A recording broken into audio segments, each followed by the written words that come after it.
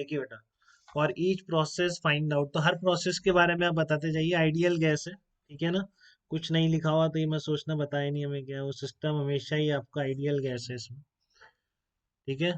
और mono atomic है, die atomic है, बताई नहीं इसने, आइडियल मोनो एटमिक है, आइडियल गैस और दे रखा है, क्योंकि नहीं डेल्टा यू कैसे निकलेगी, उसमें दिक्कत आ जाएगी। तो आपको ये मोनो एटॉमिक गैस दे रखी है, ठीक है। क्या है आपकी मोनो एटॉमिक गैस है, ideal mono atomic gas undergoes a cyclic process as shown in the figure. तो फॉर ईच प्रोसेस आपको बताना है वर्क डन कितना होगा, चेंज इन इंटरनल एनर्जी कितनी होगी, हीट ट्रांसफर कितना होगा, एफिशिएंसी ऑफ द साइकिल कितनी होगी। मैं एक एक प्रोसेस लेता हूँ, पहले वर्क डन निकालना है, तो चलो वर्क डन एक एक का निकाल लेते हैं, ठीक है। मैं फटाफट लिख रहा हूँ, आप भी बताते जाइए मुझे। वर्क डन जैसे W1 से 2 वर्क डन कितना है, धर्मांश बताते जाइए आप फटाफट। 1 से 2 का वर्क डन कितना है, 1 से 2 का। हाँ वेरी गुड, क्योंकि आपका वॉल्यूम कांस्टेंट है। और वर्क डन 2 से 3 का कितना है धर्मांश, 2 से 3 का वर्क डन, 2 से 3।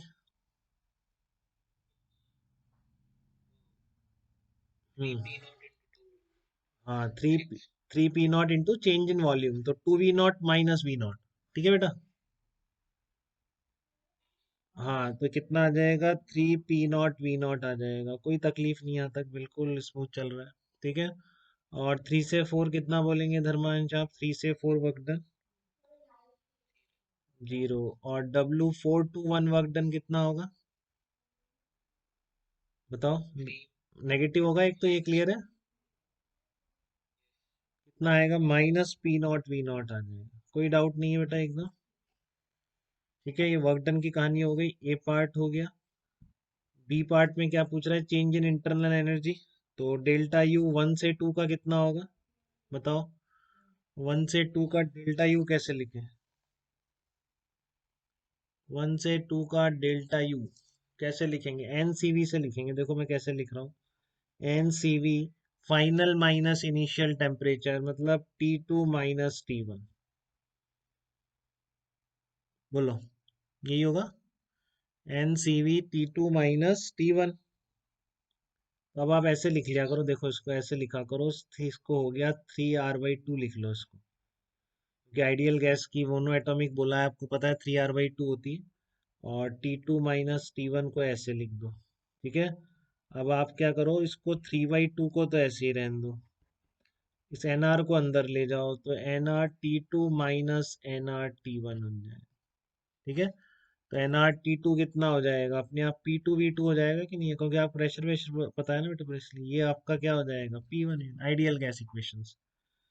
तो P2V2 कितना आ रहा है देखो, P2V2 3P0 × V0 आ रहा है कि नहीं आ रहा, कितना आ रहा है, 3P0 V0, देखिए एक बार ध्यान से, दिक्कत तो नहीं किसी को।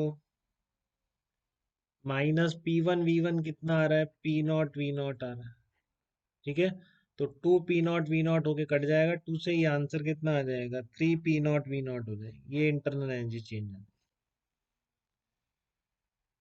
ठीक है। तो इस तरह से निकाल लेंगे, देखो ये प्रोसेस अब की नहीं कर रहा हूँ मैं, लिख रहा हूँ, आप निकाल के देख लेंगे। एनसीवी डेल्टा टी से आपको ये गिवन है, तो आप एनआर को अंदर ले जाया करें, अगर आपको प्रेशर वॉल्यूम पता है तो डायरेक्ट P1 P × V की फॉर्म में बन जाएगा, ठीक है।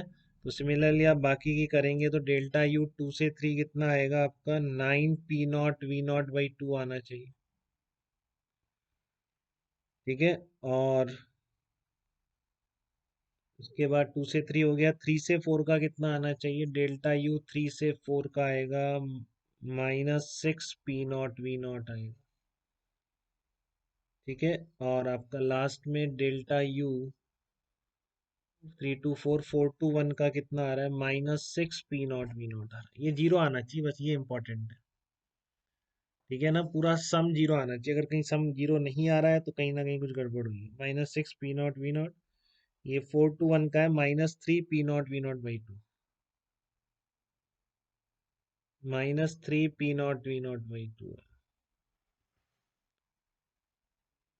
ठीक है। देखो -3P V0 बना, ये भी 3P V0 बन जाएगा, तो कट जाएगा, तो डेल्टा यू टोटल तो जीरो आ ही रहा है, वो आना भी चाहिए, साइक्लिक प्रोसेस है, ठीक है।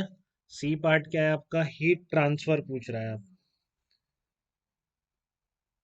हीट ट्रांसफर, तो हीट ट्रांसफर कैसे निकालेंगे? जैसे पहली का निकाल लेता हूँ मैं। 1 से 2 का डायरेक्ट भी लिख सकते हो, या फिर ऐड करके भी लिख सकते हो। 0 है, और ये कितना है आपका 3 p v0 है, तो 3 p0 v0 आ जाएगा। डेल्टा क्यू 1 से 2 ऐसे लिख लेंगे सारी चीजें निकाल के एक बार। ठीक है, सबका निकाल सकते हैं आप। डेल्टा क्यू 2 से 3 का, ये 1 से 2 का एनसीवी डेल्टा टी से भी लिख सकते हैं, 2 से 3 का एनसीपी इंटू डेल्टा टी से लिख सकते हैं। क्योंकि 2 से 3 आपकी देख लो कांस्टेंट प्रेशर प्रोसेस है, और 1 से 2 कांस्टेंट वॉल्यूम प्रोसेस है।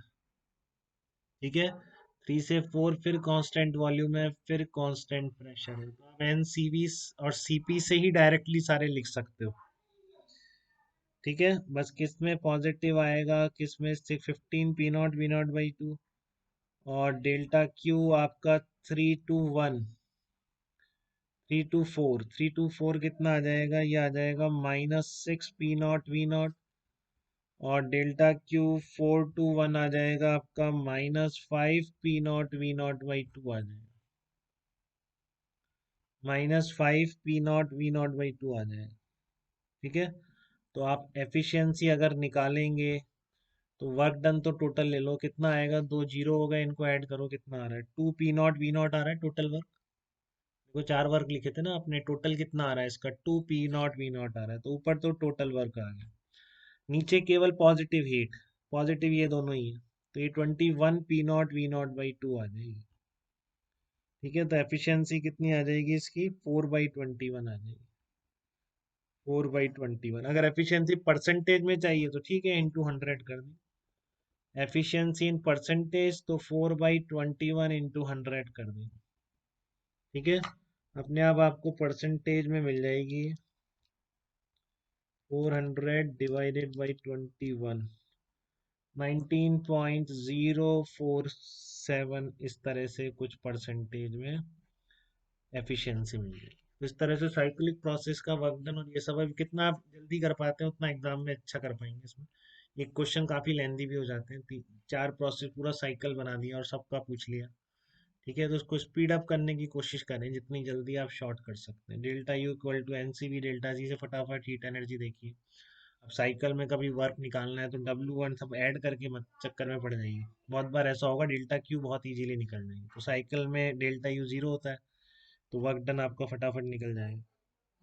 ठीक है, किसी को दिक्कत तो नहीं है बेटा इस तरह के क्वेश्चंस में, बताइए।